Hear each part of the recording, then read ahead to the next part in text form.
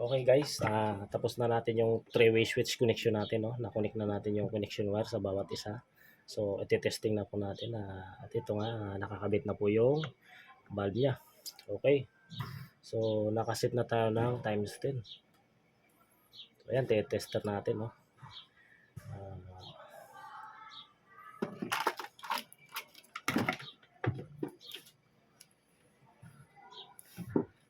So, ayan, naka-ano siya, naka-off.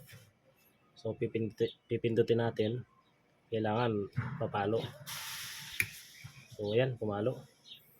I-off natin sa kabila.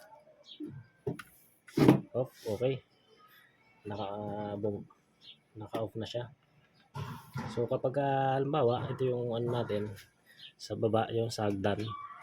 So, kung aakyat ka, so, kailangan siyempre, magbubukas ka ng ilaw dito. Open.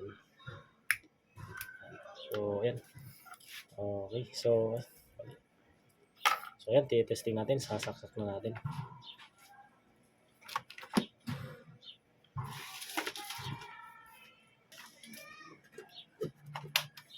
Okay. Open. So, ayan, nandito ka. Halimbawa, nandito ka. Tapos, bumaba ka ng hagdan. Ayan. Tapos, nakalimutan mong patayin yung ilaw sa taas. So, dito mo lang papatayin yan sa baba. So, nandito na. Hindi mo na kailangan umakyat ulit. No? Papatayin mo lang siya dito.